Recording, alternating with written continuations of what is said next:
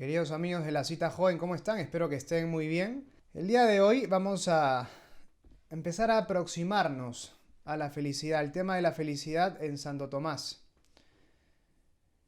Y hemos preparado para esto 3 textos que nos pueden servir de introducción, de guía para abordar este tema. El tema de la felicidad en Santo Tomás tiene varias aristas. Vamos a tratar de desarrollar todas ellas, como les decíamos, a lo largo de estas sesiones. Y la primera de ellas tiene que ver con el fin del ser humano, pero la consideración de si todo lo que hacemos lo hacemos realmente buscando una finalidad. Esto presuponiendo, obviamente, que la felicidad va a ser la finalidad de todas las acciones del ser humano y aquello que buscamos en todas nuestras acciones.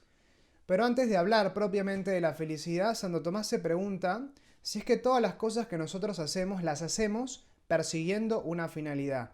Todavía no va a hablar de la felicidad. Todavía no vamos a abordar propiamente el tema de la felicidad en este momento, el día de hoy. Pero sí vamos a preparar las bases para plantear cómo ese fin último que el ser humano busca en cada una de las cosas que hace es la felicidad. Pero claro, para poder plantear esto, es importante preguntarnos antes si es que todas las cosas que hacemos las hacemos persiguiendo una finalidad. Y de eso vamos a hablar precisamente el día de hoy. Bueno, empezamos entonces con el primer texto. Como decíamos, los que deseen pueden descargarlo, si no, directamente lo escuchan y luego pueden leerlos. La verdad, los textos de hoy son bastante sencillos de entender. Bien. Primer texto tomado de la prima secunde, la cuestión primera, artículo primero, el corpus, el cuerpo, dice lo siguiente. Se pregunta Santo Tomás si es propio del ser humano obrar por un fin, es decir, que en cada una de las cosas que hacemos busquemos algo, alguna cosa determinada. Responde él. De entre las acciones que el hombre realiza, solo pueden considerarse propiamente humanas aquellas que son propias del hombre en cuanto que es hombre. ¿Cómo es eso? Dice así, o continúa. El hombre se diferencia de las criaturas irracionales en que es dueño de sus actos. Por eso solo aquellas acciones de las que el hombre es dueño pueden llamarse propiamente humanas. Bueno, aquí Tomás introduce una primera consideración muy importante a tener en cuenta. Reconoce que entre las acciones que realiza el ser humano, hay algunas acciones de las que él realmente es dueño y algunas acciones de las que él directamente no es dueño. Vamos a ver a qué se refiere en el siguiente párrafo. Dice, el hombre es dueño de sus actos mediante la inteligencia y la voluntad. Así se define el libre albedrío como la facultad de la voluntad y de la inteligencia. Llamamos por tanto acciones propiamente humanas a las que proceden de una voluntad deliberada. Las demás acciones que se atribuyen al hombre pueden llamarse del hombre, no humanas, del hombre, pero no propiamente humanas, pues no pertenecen al hombre en cuanto que es hombre. ¿Qué es lo que está planteando aquí Santo Tomás? Que hay algunas acciones que podríamos decir propiamente humanas, que son aquellas que brotan de la libertad del ser humano. Hay otras acciones en las que el hombre, el ser humano, actúa pero sin ejercitar, sin poner en acto su libertad. Hay una gran distinción entonces entre estas dos clases de acciones, y esta distinción es muy importante. ¿Cuáles son las acciones propiamente humanas? Aquellas que el ser humano puede dirigir deliberadamente hacia un fin, por lo tanto, aquellas que proceden de su inteligencia y de su voluntad. Son acciones de las que somos realmente dueños, son acciones que podemos evitar, son acciones en última instancia en las que ponemos en acto la libertad. Libertad que es una facultad de la voluntad, precisamente la voluntad que actúa a partir del bien que le presenta, que le muestra la inteligencia. ¿Qué implica la libertad? La posibilidad de autodeterminarme, obviamente en orden a una finalidad, que es lo que la voluntad percibe como un bien. Pero estamos hablando entonces aquí de un ámbito en el cual el ser humano ejercita su libertad. Estas son las acciones propiamente humanas. Y no todas las acciones que el ser humano realiza son acciones propiamente humanas. Hay algunos actos que son actos del hombre, simplemente, dirá él. ¿Cuáles son estas? Aquellas en las que no interviene la inteligencia y la voluntad, es decir, aquellas acciones que no son libres, que no hacemos nosotros de manera libre. Por ejemplo, la digestión. La digestión es un acto del hombre, no es un acto humano propiamente. ¿Por qué? Porque yo no soy libre de detener o de acelerar el proceso digestivo. No es algo que hago voluntariamente. Por ejemplo, tenemos también la atracción física. Es un acto que podríamos decir del hombre. Yo no soy responsable respecto de aquellas cosas que siento hacia otras personas. Conozco a la novia de mi mejor amigo y me parece físicamente atractiva. No es algo que yo puedo controlar. Es un acto del hombre, no un acto propiamente humano. No es un acto del que yo soy libre de ejercitar. Esto es muy importante. ¿Por qué? Porque, grábense esto, solamente las acciones que brotan de mi libertad pueden ser consideradas acciones moralmente buenas o malas. No así aquellas acciones de las que yo soy de alguna forma, que yo padezco, respecto de las cuales yo no tengo un control, respecto de las cuales yo no ejerzo mi libertad. Esto es fundamental. Solamente aquellas acciones que nosotros elegimos podemos deliberadamente orientar hacia un fin. Las acciones que nosotros, estas acciones, estos actos humanos en los cuales no interviene nuestra libertad, son actos que ya están de alguna forma determinados a su propio fin y nosotros no podemos controlar que efectivamente busquen esa finalidad. Yo no puedo controlar que mi digestión se dé de una determinada manera. Yo no puedo controlar, como decíamos, que tal persona me resulte o no físicamente atractiva. Son actos humanos y así, del hombre, porque no intervienen en ellos mi libertad. Y así como estos, cada uno puede ver en su vida cotidiana, puede distinguir cómo hay acciones efectivamente que uno puede dominar, controlar, porque brotan de su libertad, y otras acciones en las que el ser humano directamente padece esas acciones. ¿Sí? Bueno, esto es muy importante, esta primera distinción. ¿Por qué es importante esta distinción? Porque respecto de los actos humanos, actos que el ser humano ordena deliberadamente hacia un fin, el ser humano mismo es el que, conociendo este fin, ordena estas acciones en orden a esa finalidad. Pero respecto a aquellas acciones que el ser humano no controla, esas acciones se ordenan de suyo a su propio fin. El ser humano no interviene en orden a que estas acciones persigan su finalidad, consigan su finalidad. De ahí que respecto a estas acciones el ser humano no busca la libertad, la felicidad, como si respecto de las primeras. En mi digestión yo no estoy buscando ser feliz, es algo que mi cuerpo hace solo. En cambio, en el hecho de elegir comer o tal o cual cosa, ahí yo estoy buscando mi felicidad. ¿Sí? Muy importante esta distinción. Bueno, se pregunta, en el segundo texto que vamos a leer el día de hoy, se pregunta Santo Tomás, ¿es propio de la naturaleza racional obrar por un fin? Y responde así, Santo Tomás. Respondo, ¿no? El que actúa, solo actúa en vista del fin. Agent seit propter finem. El agente actúa siempre con relación con miras a un fin. Si el que actúa no estuviera determinado a lograr algo concreto, no haría una cosa en vez de otra. Porque para que produzca un efecto determinado, tiene que estar determinado a algo cierto, lo cual es la finalidad de su acción. Esta determinación la realiza en los seres racionales el apetito racional, que llamamos voluntad. En los demás seres la lleva a cabo la inclinación natural, que también se llama apetito natural. Esto es muy importante. Todas las cosas que yo hago, las hago buscando algo. Aquellas acciones, decíamos que respecto de las cuales yo soy libre, yo ejercito mi libertad, siempre las realizo buscando alguna cosa, buscando una finalidad, buscando algo concreto. Pero incluso aquellas cosas que yo no hago deliberadamente, aquellas cosas que me pasan, o aquellas cosas que pasan en la naturaleza sin que intervenga un alguien inteligente de manera directa en su realización, no sé, que caiga una piedra, por ejemplo, o que un león mate un venado, hay una finalidad que se está buscando también en esas acciones. Esto es muy importante. Bien, seguimos entonces leyendo.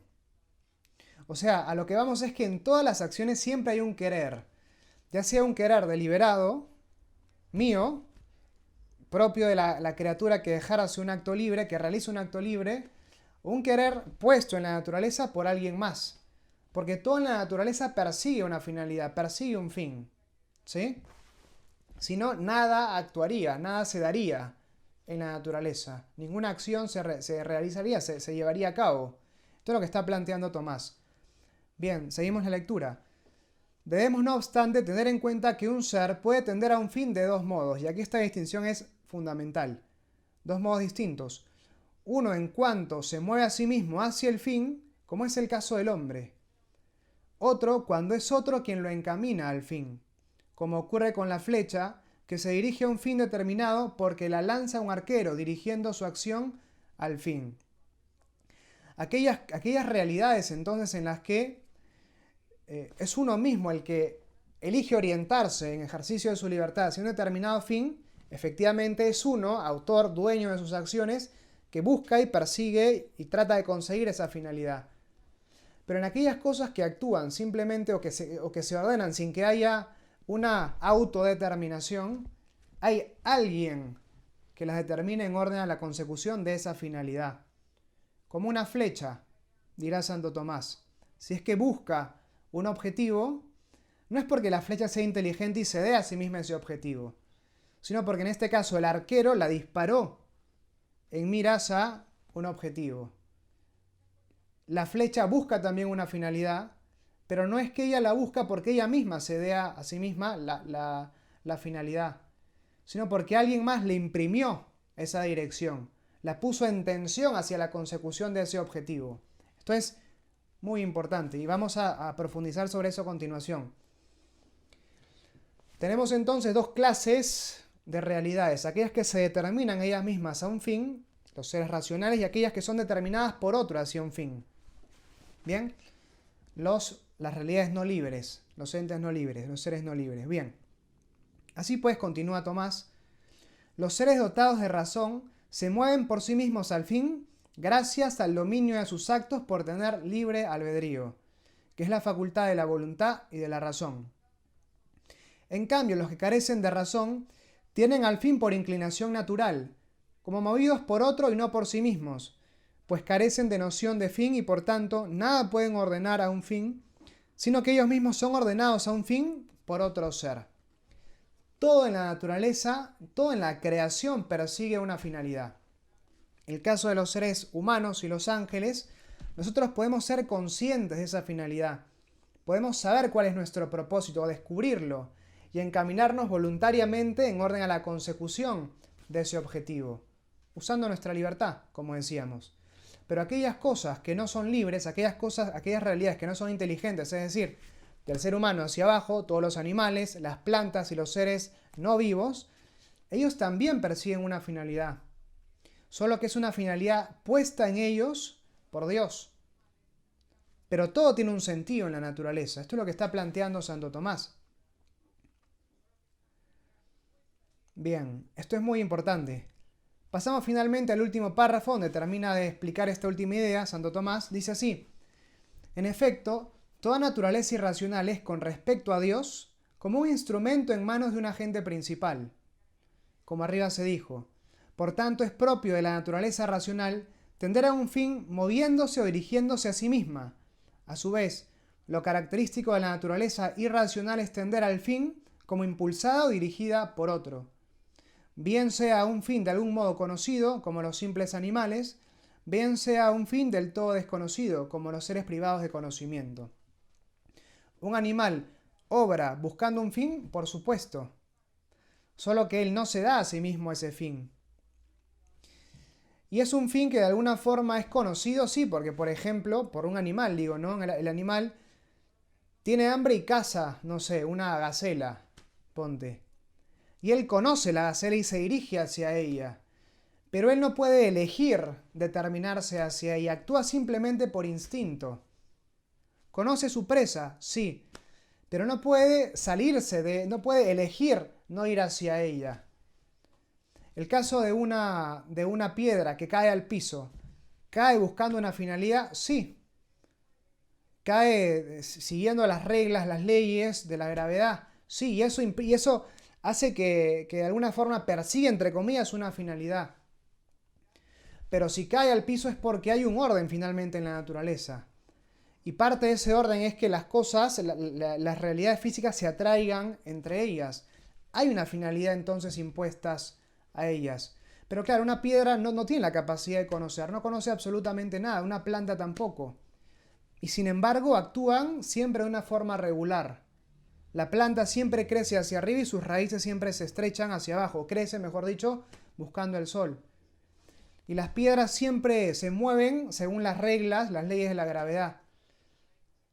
De ahí que siempre persiguen una determinada finalidad, podría decirse. Pero claro, que la planta crezca hacia arriba, buscando el sol, y eche sus raíces hacia abajo, es una finalidad que no se da ella misma.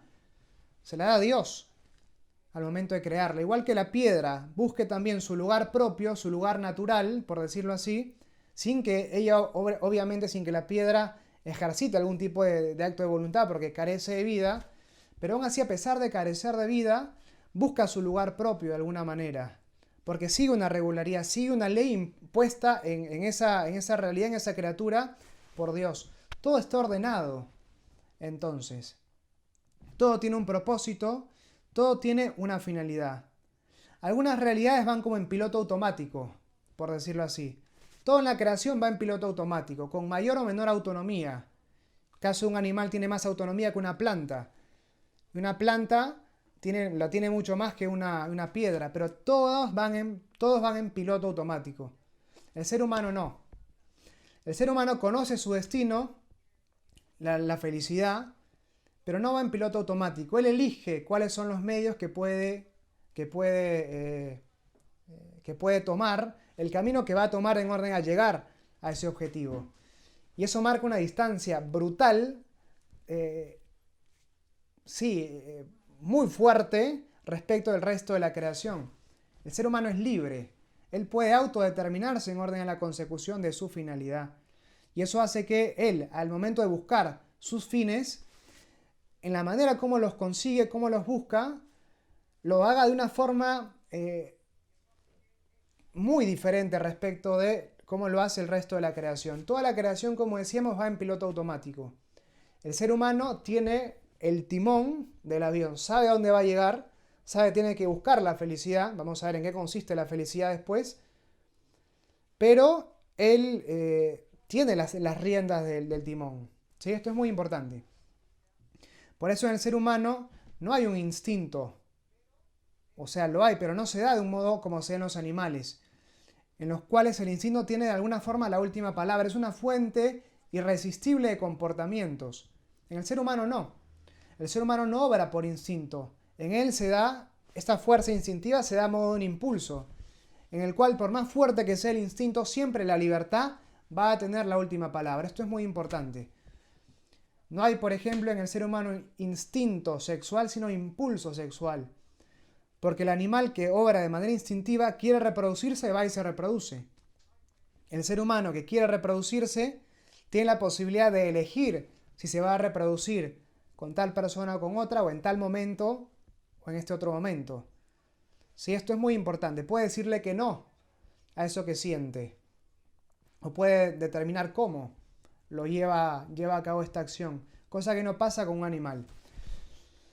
Bien, y lo último, y con esto terminamos esta primera sesión del día de hoy.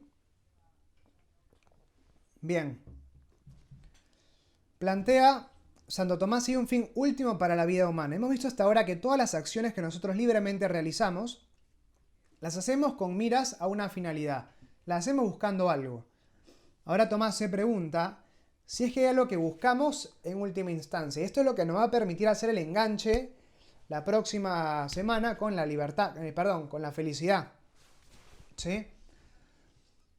Dice Tomás, hablando con rigor, es imposible proceder hasta el infinito en los fines, porque en todas las cosas que dependen entre sí por naturaleza, si se quita la primera, desaparecen las demás relacionadas con ella. Es imposible un proceso hasta el infinito, Porque si no hubiera un fin último, no habría deseo de nada, ni se llevaría a cabo acción alguna, ni tampoco reposaría en algo la intención del que actúa. Si no hubiera algo primero entre las cosas que se ordenan al fin, nadie comenzaría a obrar, ni se llegaría a decisión alguna, sino que se procedería hasta el infinito. Cuando uno se pregunta para qué hace alguna cosa, uno se pregunta por la finalidad de esa acción, por la razón, por el propósito que persigue en orden a, con la realización de ese acto que efectivamente hace. Y a la respuesta uno puede volver a preguntar, volver a formular la pregunta, bueno, ¿y para qué esto? Por ejemplo, ¿no? ¿Para qué estudias? No sé, en la universidad, para tener un título. ¿Y para qué quieres tener un título? Bueno, para trabajar. ¿Y para qué quieres trabajar? Y no sé, para mantener a mi familia. ¿Y para qué quieres mantener a tu familia? Siempre podemos preguntar para qué, para qué, para qué. Y mientras más preguntamos el para qué, empezamos a conocer las motivaciones más profundas. Aquellas que nos mueven en última instancia a realizar todas nuestras acciones. Y son motivaciones que son más fuertes porque sostienen a todas las demás. Mientras más vamos preguntando el para qué, como que más se va acotando el cono, no sé cómo decirlo. De forma tal que vamos llegando a las razones, a las motivaciones más profundas, que son las que sostienen a las demás, que son las que con más fuerza nos mueven a realizar todo lo que hacemos. Pero no es posible, dirá Santo Tomás, hacer las preguntas al infinito. Siempre habrá una cosa última que queremos por ella misma y que sostiene el deseo de todas las demás cosas que hacemos. Y que la queremos ella por ella misma y la buscamos en cada una de las acciones que nosotros realizamos. Será la felicidad. Pero esto es muy importante. Tiene que haber una última cosa que sea querida por ella misma. No puedo plantear la cadena de fines, preguntarme el para qué al infinito. Porque si no, nunca empezaría yo a actuar. Imagínense que la finalidad es como cuando yo disparo una flecha que tiene una cuerda, cae en ese punto y a partir de ese punto donde ha caído, yo empiezo a traccionar y me empiezo a mover hacia esa realidad. En última instancia, la flecha en la que, el lugar en el que está clavada la flecha, que tiene esa cuerda que yo sostengo en la mano y a partir de la cual empiezo a traccionar para llevar a cabo todas las acciones que realizo, esa flecha, ese lugar es la felicidad. Pero necesito que esa flecha esté clavada en algún lado y con firmeza, porque si no, no voy a poder jalar para empezar a moverme. Bueno, si es que no hubiera un fin último, yo estaría como que permanentemente esperando a que la flecha, disparo la flecha, estaría permanentemente esperando a que la flecha caiga en algún lugar para que cuando cayera recién yo empiece a jalar. Pero claro, si es que no ha caído todavía la flecha, porque la cadena de fines es infinita, yo nunca empezaría a hacer absolutamente nada. No me movería, porque no tendría algo que me traccione, que me tensione en orden a actuar. De que Tomás plantea que debe haber, si bien todas las acciones que realizamos las hacemos por una finalidad, tiene que haber una finalidad última, que tensione todas las cosas que yo haga, que traccione todas las cosas que yo haga. Esa finalidad, como veremos en la próxima sesión y en las siguientes, es la felicidad. Bueno, espero que esto les haya gustado. Llegamos aquí nomás. Fuerte abrazo, una alegría estar una vez por semana con todos ustedes a la distancia. Nos vemos pronto. Chao, chao.